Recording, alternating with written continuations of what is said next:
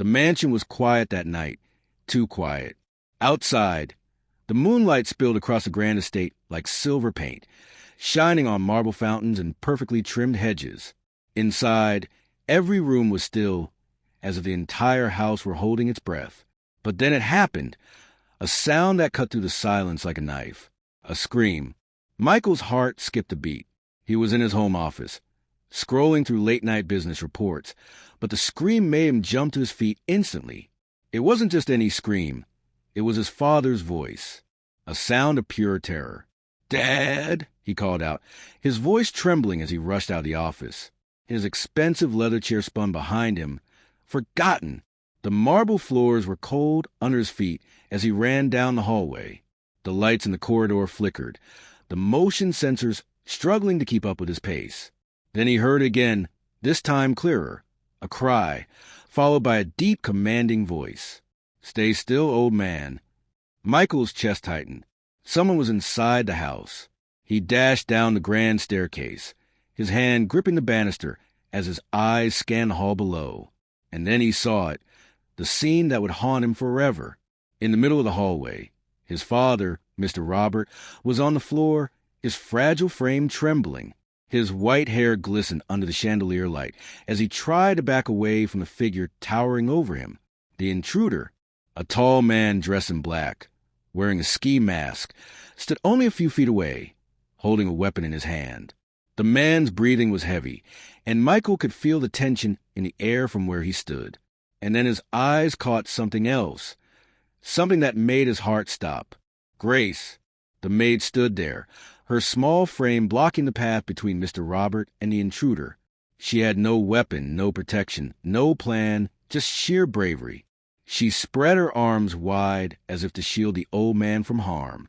Her voice was steady but urgent. "You'll have to go through me first." Michael froze, his breath caught in his throat. Grace was the youngest maid in the mansion, barely in her 20s. She had always been quiet, polite, the kind of employee you hardly noticed. And yet, here she was, standing like a human shield between danger and the man she served.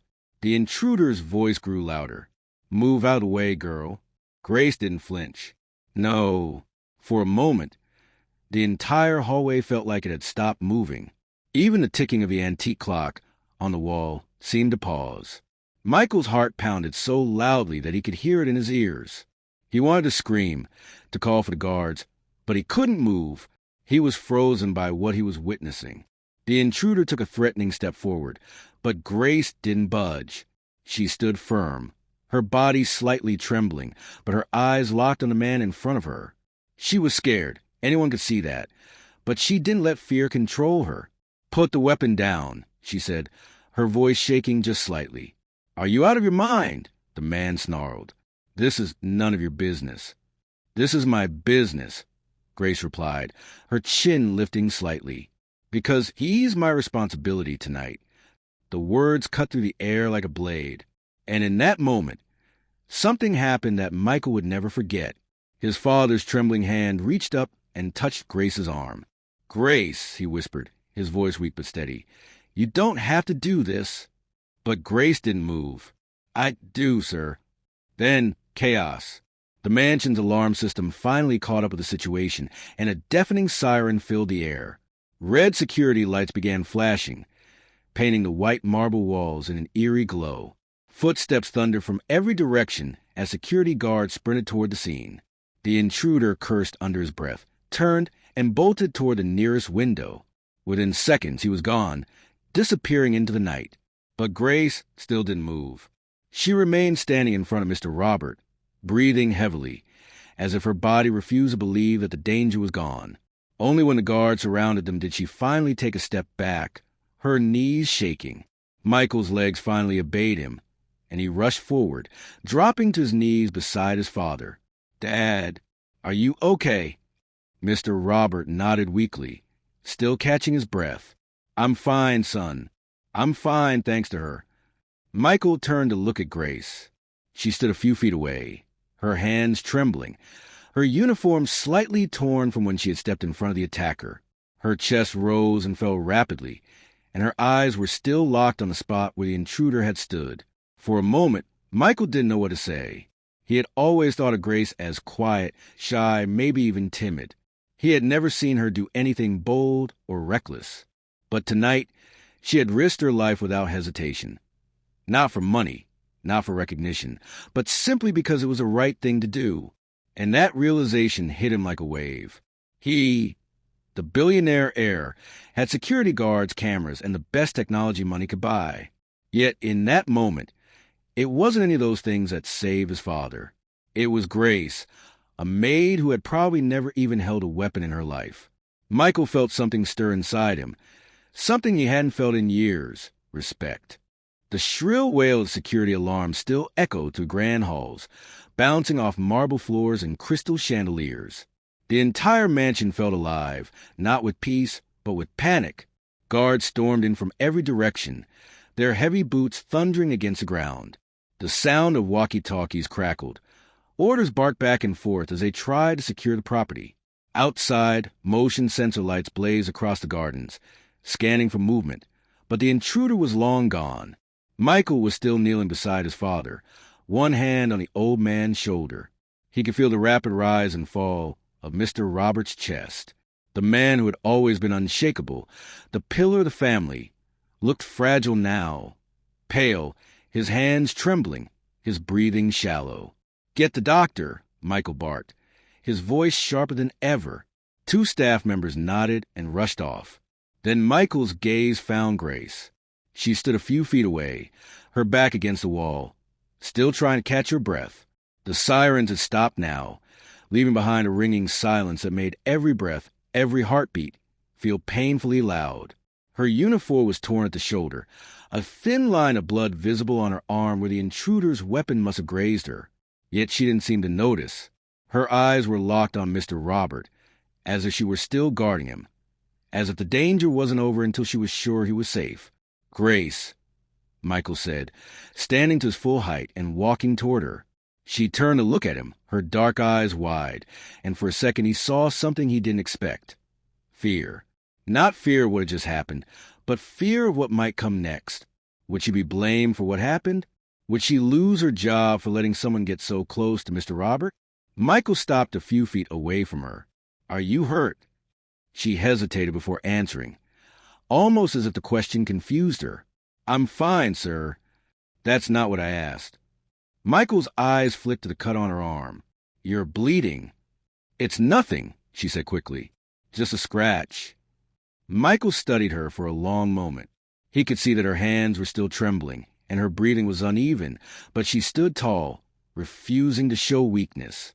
The head of security rushed up to Michael. "Sir, we've secured the perimeter. No sign of the suspect.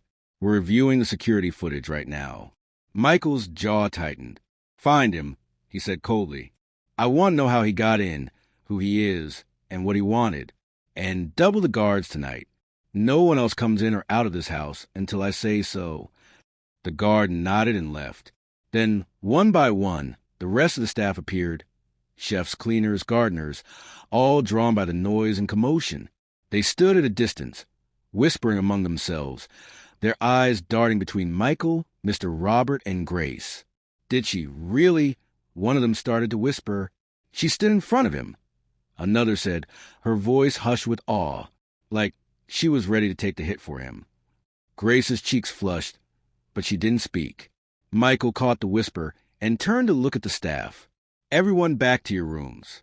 The situation is under control." His tone was firm, and slowly the crowd dispersed. When they were gone, the hallway felt strangely empty. The family doctor finally arrived, carrying a small leather medical bag. He knelt beside Mr. Robert and checked his pulse, his blood pressure, his breathing. After a few tense minutes, he looked up and said, "He's shaken but stable. No physical harm. Just shock. He needs rest." Michael let out a breath he didn't realize he'd been holding. Grace visibly relaxed too, her shoulders sagging slightly. But Michael noticed something. The way she had stayed rooted to that spot the entire time, never once leaving Mr. Robert's line of sight. She hadn't run. She hadn't hidden. She had been the first one to face the danger, and the last one to leave the hallway.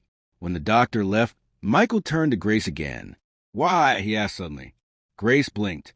Sir, why did you do that? His voice was low but intense. You could have run. You could have hidden. Instead, you put yourself in danger. Why?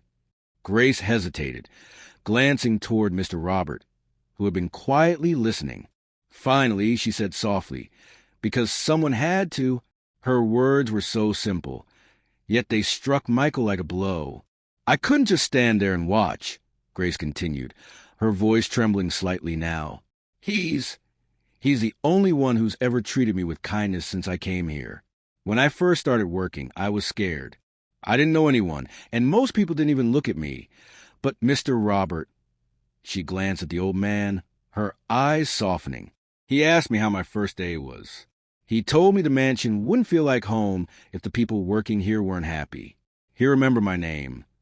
Michael said nothing. I didn't think, Grace said finally. I just moved. If something had happened to him.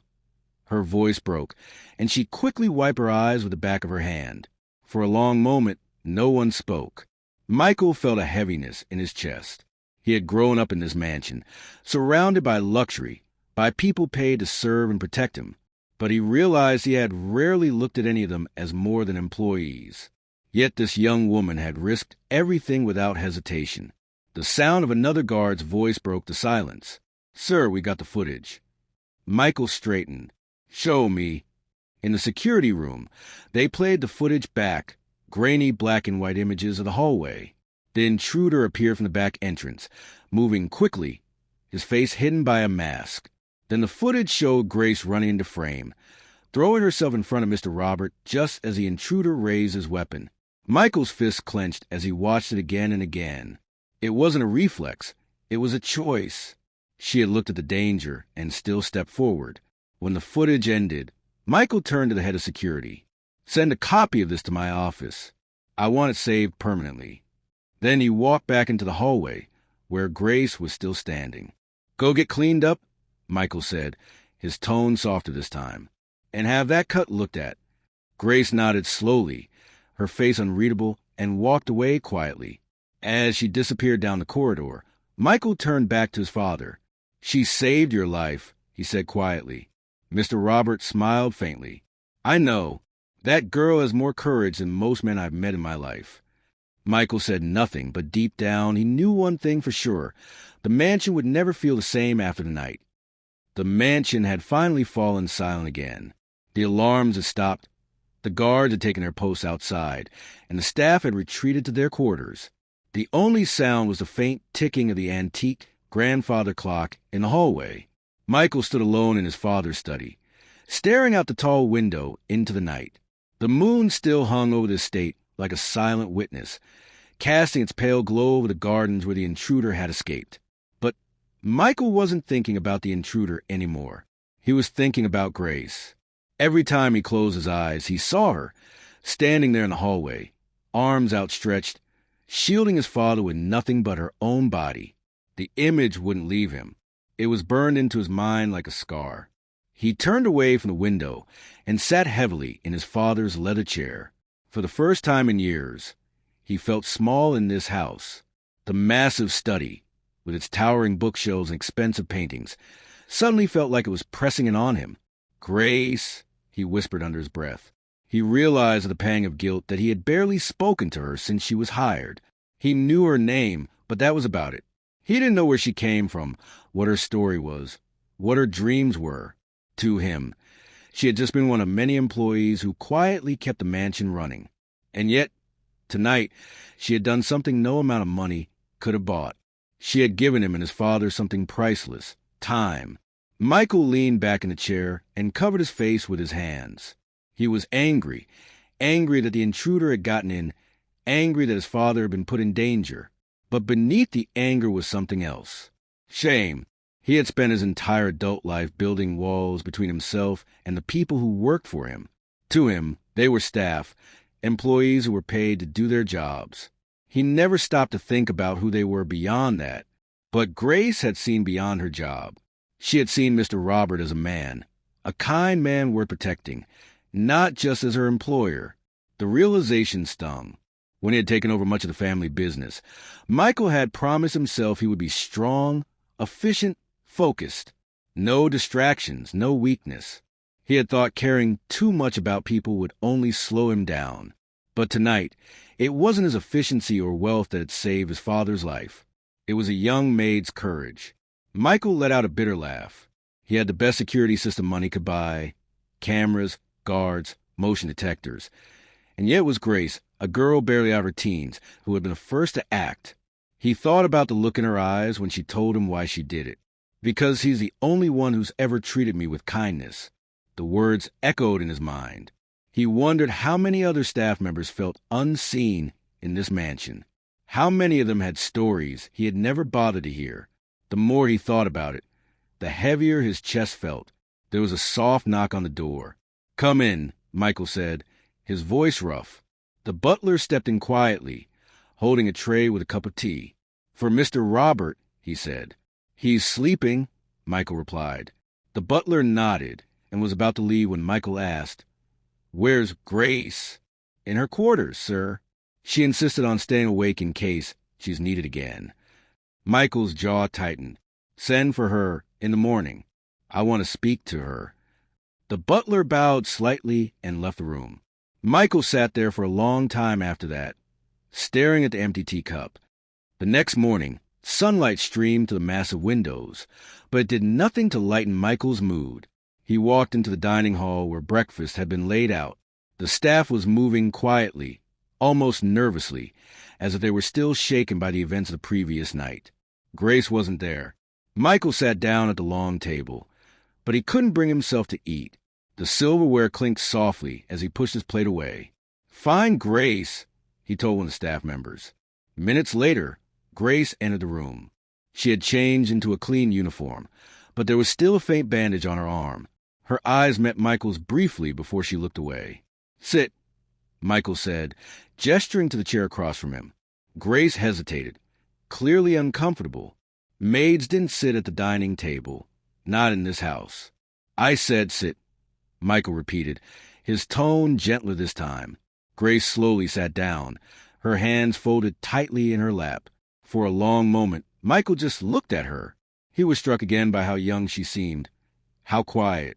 "You saved my father's life," Michael said finally. Grace shook her head, slightly. "I just did what anyone would have done."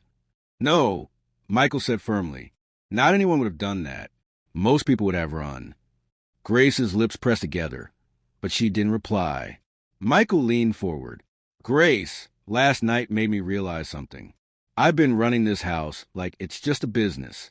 Numbers, schedules, efficiency. I forgot that the people here, you, the staff, you're not just employees. You're human beings." Grace looked up at him then, her eyes softening slightly. "I should have known you better," Michael continued. "I should have taken the time to know all of you better. You risked your life for my father, and I didn't even know what mattered to you, what brought you here." Grace's throat tightened. She wasn't used to this, being spoken to like an equal. After a moment, she said quietly, "You know, sir, sometimes people don't need to know everything about us. Sometimes they just need to notice we're there." Michael felt the words like a punch to the chest. He realized she was right. He had spent years walking past the staff without even seeing them. They kept the mansion spotless, cooked his meals, tended the gardens, and yet they had been invisible to him. Not anymore. Grace stood as if to leave, but Michael stopped her. "Thank you," he said simply, "for last night. I will never forget it." Grace's eyes widened slightly, and for the first time since last night, a faint smile touched her lips.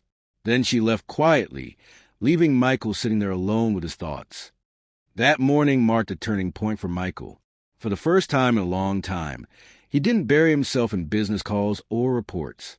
Instead, he walked through the mansion slowly, really looking at it, looking at the people who worked there. He noticed the chef carefully arranging dishes in the kitchen, the gardener trimming the roses outside, the cleaning staff polishing the silverware. They all paused and stared at him, and used to him even stepping into their space. And for the first time, Michael nodded to them. "Good morning," he said. It was a small thing, but it was the beginning of something bigger. The following evening, the mansion was calmer. The security had been doubled, the broken window repaired, and the staff moved carefully through the halls as though they were afraid to disturb the quiet. But Michael was far from calm. He had spent the entire day replaying the events in his head. The scream, the intruder, the way Grace had stepped forward without hesitation.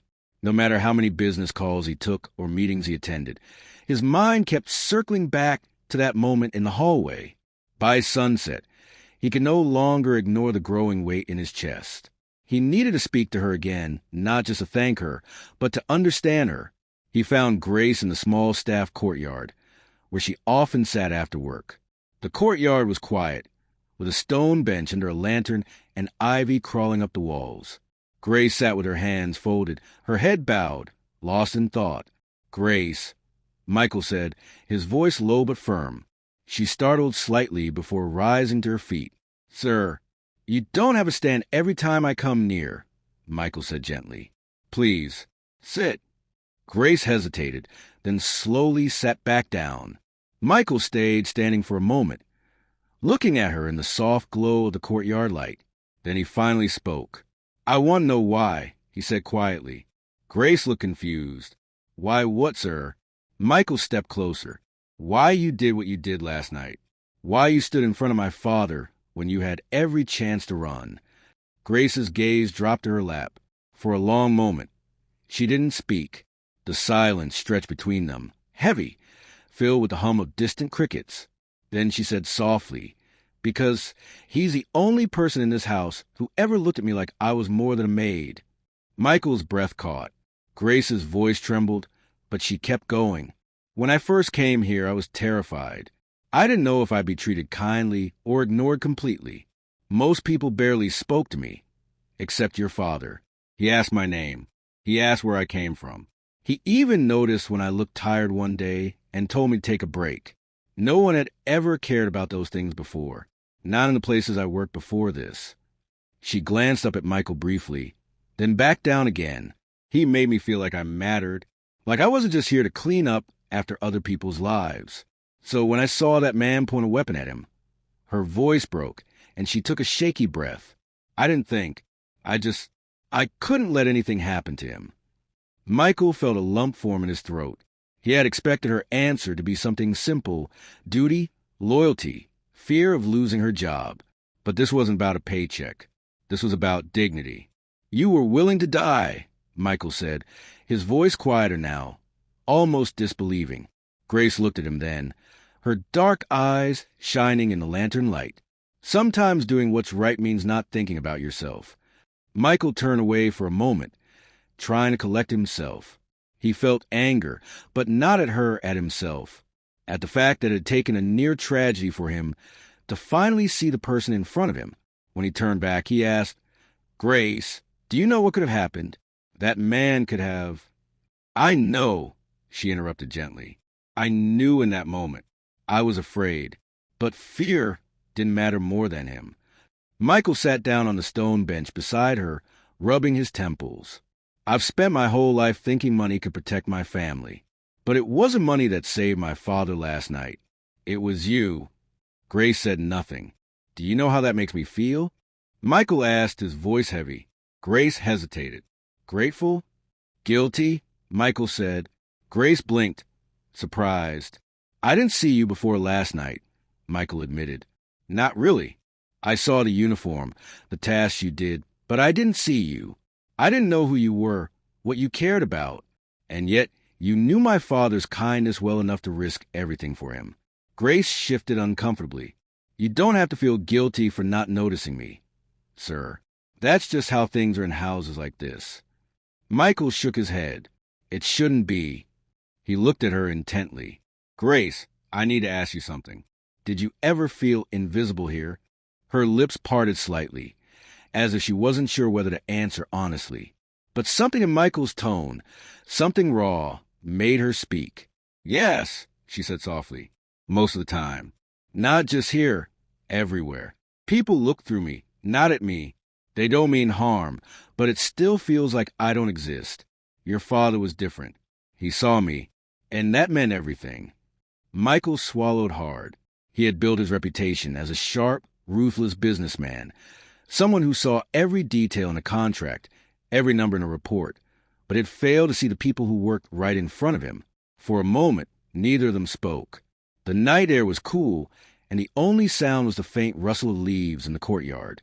Then Michael said quietly, "Grace, I owe you more than a thank you. I owe you change." Grace frowned slightly. "Change? I'm not going to let this house keep running the way it has," Michael said. "I want to know the people here. I want them to feel safe, to feel seen. What you did last night, it woke me up." Grace's eyes widened slightly. "And you," Michael added, "deserve more than a fade back into background after what you did. You've earned a place where your voice matters." Grace looked down, her throat tightening. She had never expected any of this. She had only done what felt right. And now here was a billionaire himself, not just thanking her, but promising to make things different. For the first time, Grace allowed herself to really breathe. "Thank you," she whispered. Michael nodded. "No, Grace. Thank you. You reminded me what courage looks like." That night, after his conversation with Grace, Michael couldn't sleep. He tossed and turned in his king-size bed, staring at the ceiling. Every time he closed his eyes, he saw the look on Grace's face. The quiet strength, the trembling courage, the way she had stood her ground despite the fear. By midnight, he gave up on sleep entirely. He threw on his robe and headed to his father's study, where he knew Mr. Robert often sat late into the night. Sure enough, when Michael opened the heavy oak door, he found his father sitting by the fireplace, a book in his lap. The crackling fire painted his face in warm orange light. "Can't sleep either?" Mr. Robert asked. Looking up, Michael shook his head and walked in, sitting down across from him. There was a long silence between them, filled only by the soft pop of burning wood. "Dad," Michael said finally, "I can't stop thinking about her." Mr. Robert's eyebrow lifted slightly. "Grace."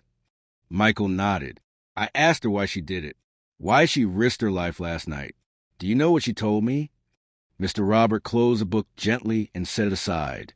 "Tell me." "She said she did it because you're the only person in this house who ever made her feel seen, because you treated her like a human being." Mr. Robert's lips curved into a small, wistful smile. "That sounds like her." Michael leaned forward, elbows on his knees. "Dad, who is she really? I mean, I know her as our maid, but I feel like there's more to her than that." Mr. Robert was silent for a moment, as if weighing whether to speak. Then he sighed and looked into the fire. "There is more to her," he said quietly. "A lot more." Michael straightened. "You were away on business when we hired her," Mr. Robert continued. "She came to us during a very hard time. Her family had lost everything, their home, their savings, because of a scam. Grace's father had trusted the wrong man with their money, and by the time they found out, it was too late." Michael frowned. "I never knew that." "She came here not just looking for a job," Mr. Robert said. "She was looking for a way to save her family. She's the oldest of 3 children. Her younger siblings were still in school, and she refused to let them drop out. She told me she would work as many hours as it took, no matter what the job was, as long as she could send money home." Michael felt a pang of guilt. He had never once asked Grace why she worked here. "She's intelligent," Mr. Robert said, his voice softening. "Bright, hardworking. She had dreams, Michael. She wanted to study nursing. But when her family fell apart, she put all that aside to support them. She came here because she needed the income and the stability. And when I met her, I could see the fire in her. She wasn't just looking for a paycheck. She was looking for a chance to hold her family together." Michael stared into the fire, his chest tight. "She was shy at first," Mr. Robert went on. "Quiet. The other staff didn't know what to make of her. But I saw her potential. So I paid for her to take evening classes, small ones, just to keep her mind active, English lessons, a few courses in healthcare basics. I wanted her to know that she wasn't stuck here forever, that this house could be a stepping stone, not a prison." Michael turned to look at his father, surprised. "You never told me that." Mr. Robert shrugged lightly. "It wasn't about me, son. It was about her." Michael sat back, stunned. All this time, he said slowly. She's been fighting battles I didn't even know existed. Yes, Mr. Robert said softly. And she's been doing it with grace. No pun intended, in courage. Last night wasn't the first time she's been brave, Michael. It was just the first time you saw it. Michael's throat tightened. He thought about Grace again, about the quiet way she went about her work, never asking for recognition, never complaining, about the way she had stepped into danger without a second thought. She's not just our maid, Michael said quietly. No, Mr. Robert agreed. She's family. At least, that's how I've come to see her. The words hit Michael like a wave. Family. He realized suddenly how wrong he had been. He had thought of this mansion as a fortress, a place where the wealthy lived apart from the world. But last night had shattered that illusion. It wasn't just a house of marble and glass. It was full of people, each with their own lives, their own struggles. And Grace had just proven that sometimes those people could be the strongest thread holding the whole house together. Michael stood, pacing in front of the fireplace. I can't let this go, he said finally. I have to do something for her. Not just a thank you or a bonus. Something real. She deserves more than just going back to scrubbing floors after what she did. Mr. Robert smiled faintly. I was hoping you'd say that. Michael turned, surprised. I've been thinking the same thing, Mr. Robert said. She's proven herself more than once. Her work, her studies, her loyalty. Last night was simply the ultimate proof. I think it's time we gave her a place in this family that matches her worth. Michael nodded slowly, a plan forming in his mind. I'll handle it, he said. But first, I want to talk to her again. This time, properly. Not as her employer, but as someone who respects her. Mr. Robert's eyes shone with pride. Good.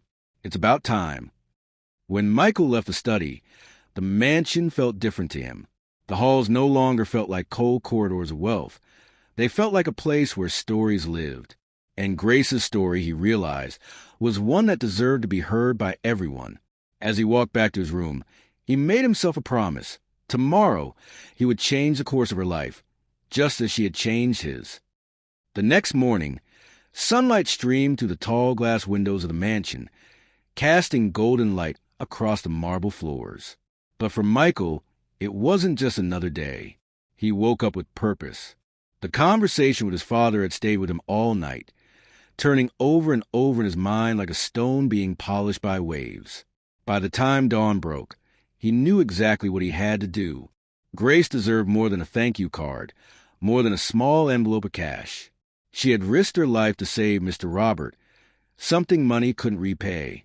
No, what she deserved was a chance to live the life she had put on hold. Michael got dressed quickly. No expensive suit today. He wore a simple white shirt and dark jeans. He wanted this to be personal, not businesslike. As he walked down the grand staircase, he noticed how quiet the house was. The staff was busy, moving about carefully, their usual chatter subdued. Last night's attack had shaken everyone.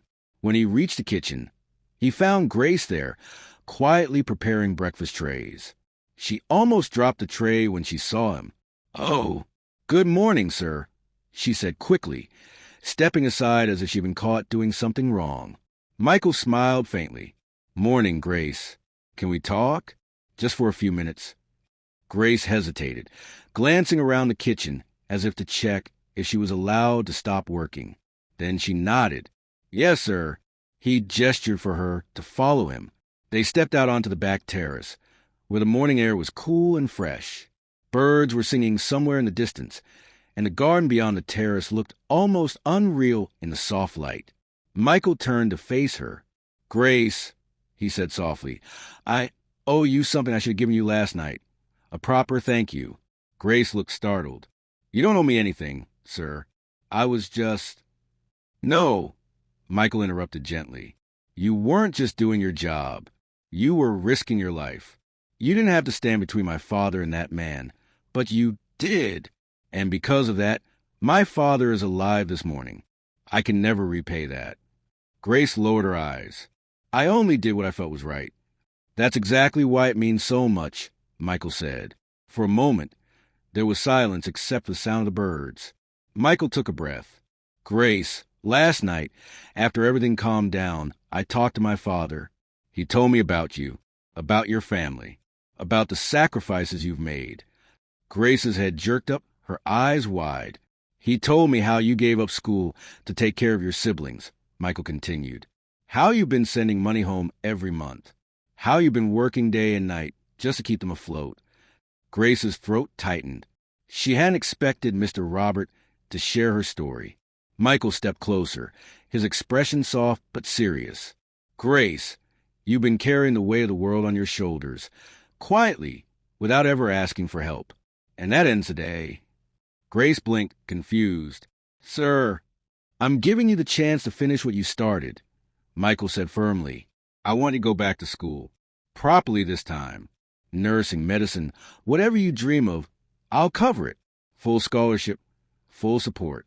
You won't have to worry about your family's expenses either. I'll make sure they're taken care of. Grace's breath caught in her throat. I can't accept that, she said quickly, shaking her head. It's too much. I don't want charity. This isn't charity, Michael said, his voice suddenly firm. This is gratitude. You saved my father's life. The least I can do is give you your own life back. Grace stared at him, her eyes welling with tears. For a long moment, she said nothing. Then she whispered, I don't know what to say. Say yes, Michael replied gently. Grace's hands trembled as she clasped them together. For years, she had buried her dreams, convinced she would never get a chance to pursue them again. Now, here it was offered to her freely. Slowly, she nodded. Yes, she said, her voice barely above a whisper. Michael smiled for the first time that morning. Good. Then we'll start making arrangements immediately. Grace wiped her eyes quickly, embarrassed. Thank you, sir. Truly. No, Michael said softly. Thank you. When Michael returned inside, he felt lighter, as though a weight had been lifted from him. But he wasn't done yet. He called a meeting with the entire household staff later that afternoon. The grand dining hall, usually used for formal dinners, was filled with maids, chefs, gardeners, and security guards. Michael stood at the head of the long table, looking at each of them. I called you all here because last night was a wake-up call, he began. We were attacked. My father's life was in danger. But because of one person's courage, we are all standing here safe today. The staff murmured among themselves, nodding. That person is Grace, Michael said, turning toward her. She stood near the back of the room, looking small and uncomfortable. Grace didn't have a weapon. She didn't have training. But she had heart. She stepped forward when the rest of us froze. And for that, she has my respect and my gratitude. There was a ripple of applause from the staff. Grace blushed, looking down. But gratitude isn't enough, Michael continued. So from today, we're starting something new. A program for all of you. Anyone who works in this house will have the chance to study, to grow, to follow their dreams, just like Grace will. Because this mansion isn't just a place of work. It's a place where lives should be built, not just spent. The staff looked stunned, then, slowly, they began to smile. Michael glanced at Grace again. She looked up this time, and for the first time since he'd known her, she smiled back. It was a small smile, but it was full of hope. And Michael knew in that moment that everything had changed. The days after Michael's announcement were unlike anything the mansion had ever seen. For years, the estate had been a place of quiet routine, predictable, orderly, almost too perfect. But now, there was something new in the air. Energy, excitement, hope, and at the center of it all was Grace. The first morning she woke up knowing that she was no longer just the maid. Everything felt different. Her uniform still hung neatly on the back of her door, but she didn't have to put on today. Instead, she wore a simple dress and carried a small notebook. Today was orientation day at the local nursing school. As she stood at the mansion's front entrance, Michael approached, dressed casually but neatly. You ready? He asked, smiling. Grace nodded nervously, clutching her bag a little tighter. Yes, sir. Grace, Michael said gently. I think we're past, sir, don't you? Just call me Michael. Grace blinked, surprised, then nodded slowly. Okay, Michael. He smiled. Good. Let's get you to class. The drive to the nursing school was quiet at first. Grace kept looking out the window, as if taking in every detail of the world outside the mansion's gates. It must feel strange, Michael said finally, glancing at her. Grace smiled faintly. It does. I've been dreaming about this for years. To actually be doing it feels unreal. Michael nodded. You earned it. Grace hesitated, then said softly, You know, my mother used to tell me that courage is doing what's right, even when you're scared. I thought about that last night, before I stepped in front of your father. I was terrified, but I kept hearing her voice. Michael glanced at her, his respect for her growing even deeper. You may have been scared, he said, but you were braver than anyone in that house, including me. Grace looked at him, surprised. You froze. Michael nodded with a small, self-deprecating smile. For a moment, yes, I had all the power, all the security, but you were the one who moved first. You reminded me that sometimes the most powerful thing isn't money, it's courage. Grace didn't know what to say. She just smiled quietly, touched by his words. The nursing school campus was buzzing with life when they arrived. Students carrying books, chatting in small groups, rushing to their classes. Grace's heart raced as she stepped out of the car. Michael walked with her to the registration office, staying just long enough to make sure everything went smoothly. When she was handed her student ID badge, she stared at it for a long moment. Her name printed in bold letters felt like a dream. Congratulations, Michael said quietly. Grace turned to him, tears in her eyes. Thank you for everything. You don't have to thank me anymore, he said gently. Just promise me one thing, that you'll do your best.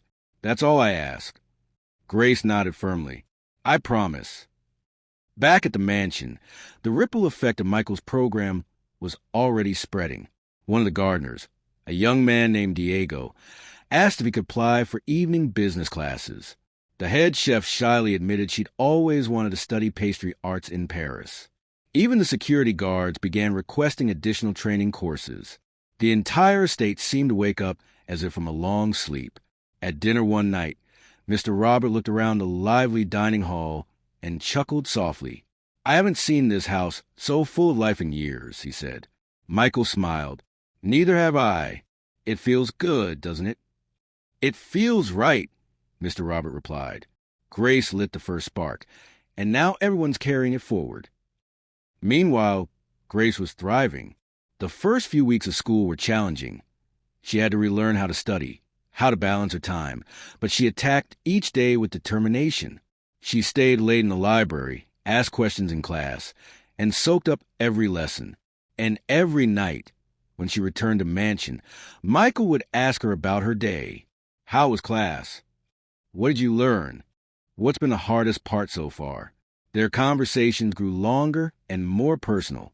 For the first time, Grace felt truly seen, not just as a worker, but as a person with dreams and ambitions. One night, as they sat in the mansion's library, Grace told him something she hadn't told anyone before. When I was little, she said softly, I used to pretend I was a doctor. I'd take care of my dolls, wrap their arms in little strips of cloth, and call them bandages. My father used to laugh and say I'd make the best doctor in the world. When he lost everything, I thought that dream died too. Michael looked at her, his expression serious. It didn't die. It was waiting for you to be ready. And now you are. Grace's heart swelled at his words. As the weeks passed, something else began to change, not just in Grace, but in Michael. He found himself spending less time in business meetings and more time at the mansion, talking to the staff, listening to their ideas, and looking for ways to improve their lives. The house was no longer just a symbol of wealth. It was becoming community. One evening, as Michael stood on the terrace watching the sunset, his father joined him. You've changed, son, Mr. Robert said quietly. Michael smiled faintly. Grace changed me. Mr. Robert nodded, as if he had expected that answer. She reminded you what matters, he said. Yes, Michael said softly. She reminded me that money can build a house, but people build a home. Everything had been going perfectly, almost too perfectly. Grace had thrown herself into her studies with determination, and Michael had been more present than ever, supporting not only her but the entire household staff. But life has a way of testing people right when they start to dream again. It was a Friday afternoon when Grace got the call.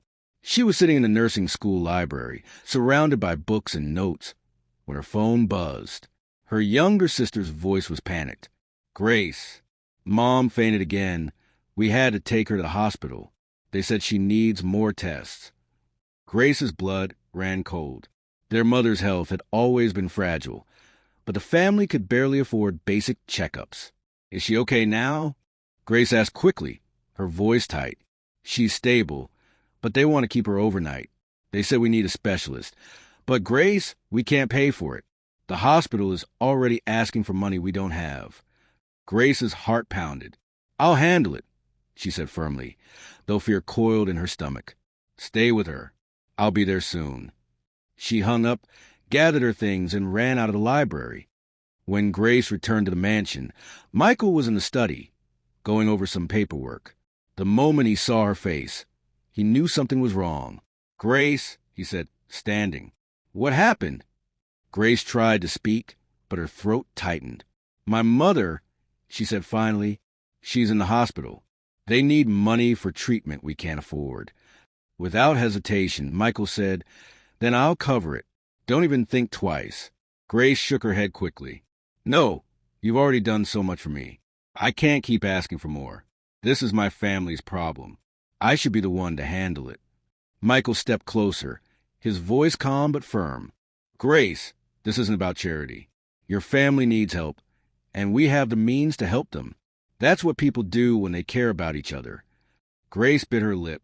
Her pride was screaming at her not to take more from him, but her heart told her that her mother didn't have time for her stubbornness. Finally, she nodded. "Okay," she whispered. Michael insisted on driving her personally. When they arrived, Grace's siblings were in the waiting area, looking exhausted and frightened. The moment they saw her, they rushed into her arms. "She's asking for you," her little brother said quietly. Grace walked into the hospital room, and the sight of her mother lying in the bed nearly broke her. "Grace," her mother said weakly, reaching for her hand. "You shouldn't have left school for me." "I didn't leave school," Grace said softly, taking her hand. "And you're going to be fine. We're getting you the best care." Her mother's eyes filled with tears. "How are you paying for this?" Grace hesitated, then glanced back at the doorway where Michael stood, watching silently. "I had help," Grace said simply. Her mother followed her gaze and smiled faintly. "Then thank him for me."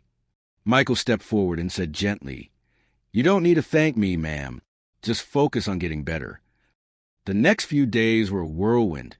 Tests, consultations, late-night phone calls. Grace barely had time to sleep, let alone attend all her classes. One morning, her professor called her aside after class. "Grace, you've been missing too many sessions," he said gently. "Your grades are slipping. I know you're dealing with a family crisis, but nursing school is demanding. If this continues, you could lose your place in program." Grace felt like the floor had been pulled out from under her. She had worked so hard to get here, and now she might lose it all. That night, she sat alone in the mansion's garden, tears streaming down her face. Michael found her there. "You missed dinner," he said softly, sitting down beside her. Grace wiped her face quickly. "I can't do this, Michael. I can't be everywhere at once. If I stay at the hospital, I miss class. If I go to class, I feel like I'm abandoning my family. And if I lose this program, then what was all this for?" Michael was quiet for a long moment, then said gently, "Grace, do you know why my father admired you so much?" Grace shook her head. "Because you never give up," Michael said softly, "even when you're scared, even when it feels impossible. You've been carrying this family for years. You can carry this too, but you don't have to do it alone."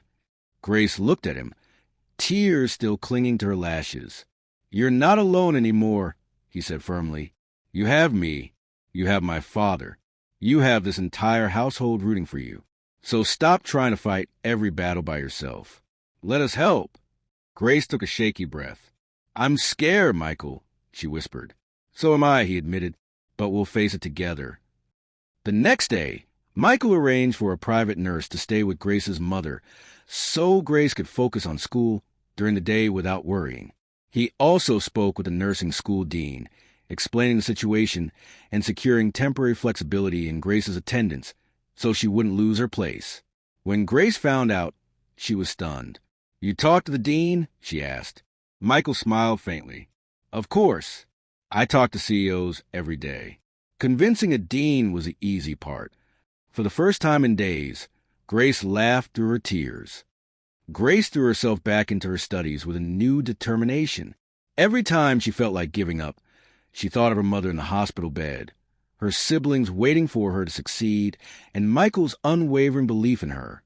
And little by little, things began to turn around. Her mother's health improved with the new treatment, and her grades climbed back up. One night, as she left class, she called Michael. I passed my exam, she said, her voice full of relief. Michael smiled on the other end. I never doubted you. That night, as Grace walked into the mansion, she paused in the hallway and looked around. She realized something powerful. This wasn't just where she worked anymore. This was her home, and she would fight for it, and everyone in it, no matter what. The mansion had finally begun to feel peaceful again. Grace's mother was recovering well. Grace's grades had stabilized. The household was thriving under Michael's new program. Laughter and hope filled the halls. But just when everyone thought the worst was behind them, life threw them one last storm. It was late evening when Grace returned from school, tired but happy. She was carrying her books when one of the security guards came running toward her, breathless. Grace, it's Mr. Robert. He collapsed in the library. Her heart stopped. She dropped her books and sprinted down the hall, her nursing training kicking in before she even reached the room.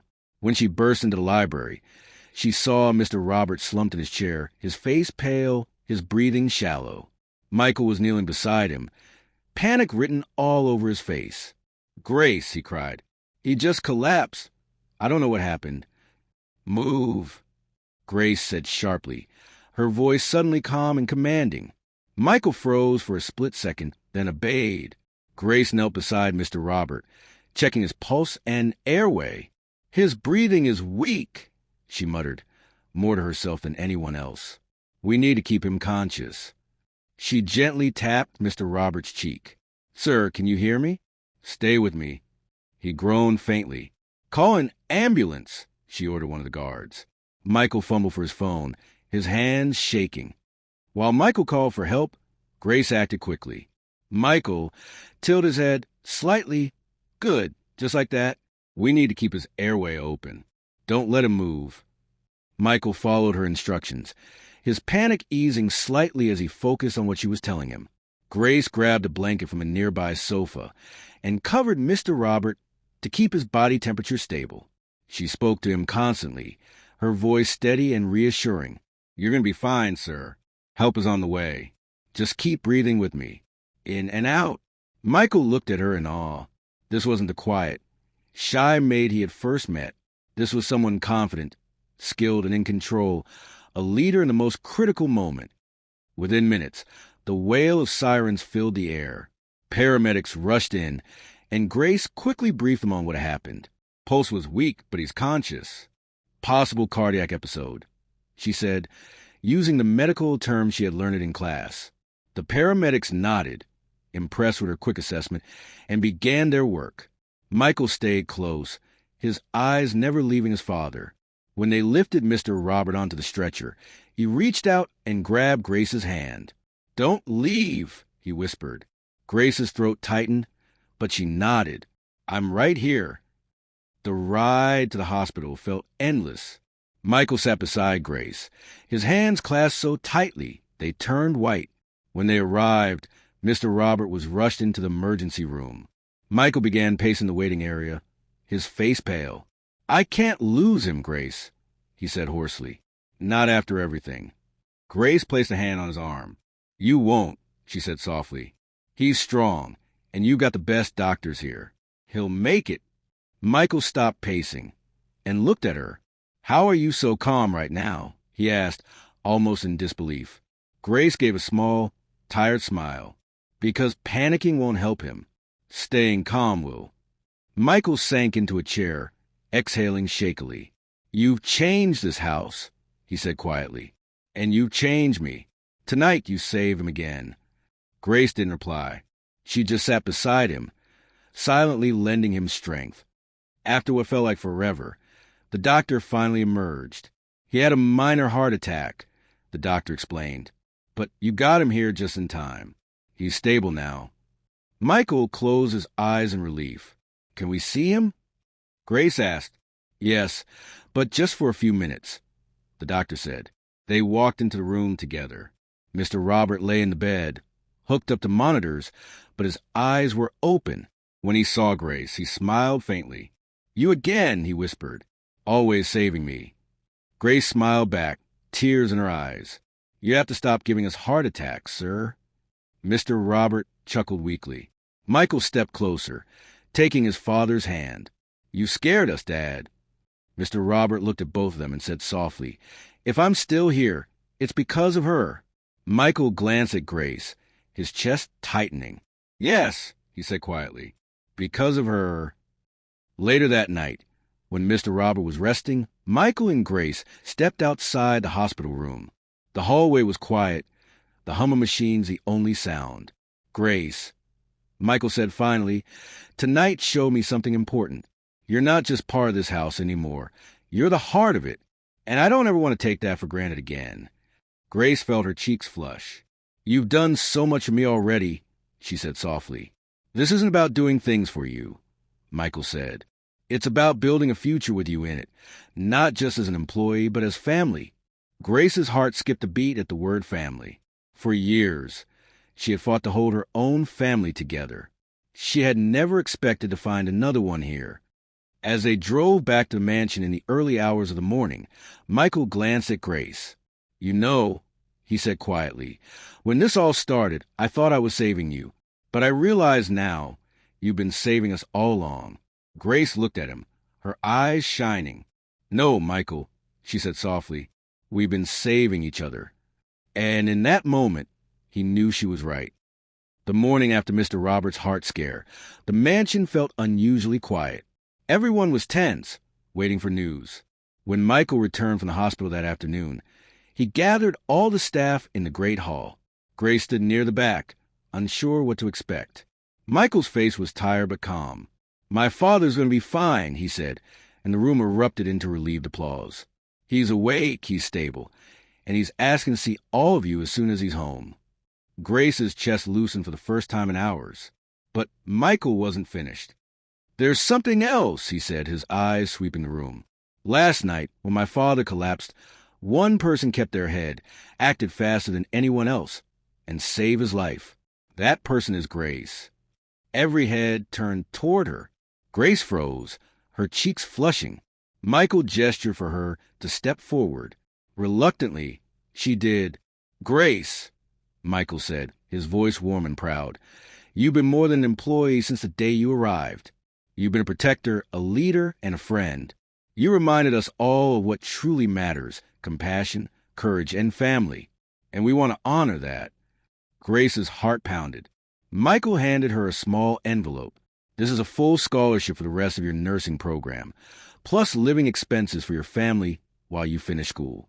You'll never have to choose between your future and theirs again. Grace's breath caught. I don't know what to say, she whispered.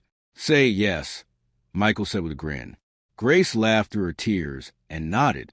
Yes. The entire room erupted into cheers. Later that evening, when the staff had gone back to work, Michael asked Grace to join him on the balcony overlooking the gardens. The setting sun painted the sky gold, casting everything in a warm glow.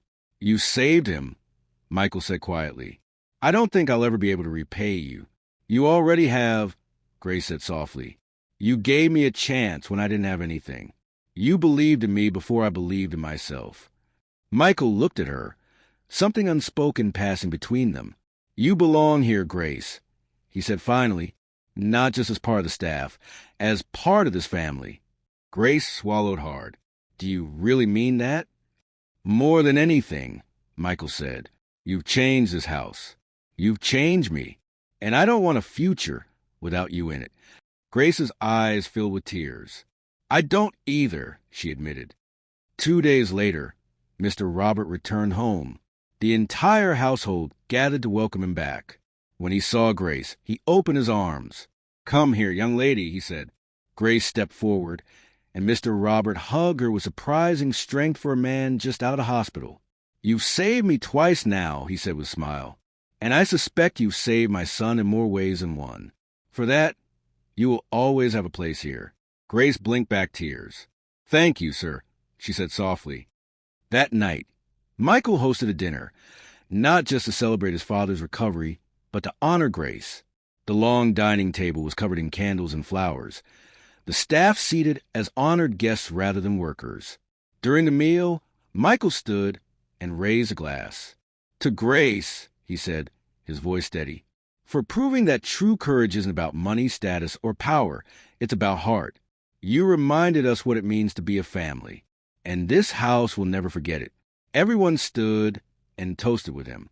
Grace felt overwhelmed, her heart full to the brim.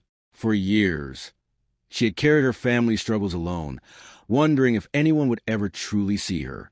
Now, not only was she seen, she was celebrated. After dinner, Grace slipped outside to the gardens, needing a moment to breathe. Michael found her there, standing under the stars. "You okay?" he asked gently. Grace nodded, a tear sliding down her cheek. "I just never thought I'd have this," she admitted. "A future, a family, a home that feels like mine." Michael stepped closer. "You earned it, Grace," he said softly. "Every bit of it." They stood there for a moment in comfortable silence, the night air cool and calm around them. Then Michael said, almost shyly, "This is just the beginning, you know. There's so much more ahead, for you, for your family, for all of us. And I want to be there with you every step of the way."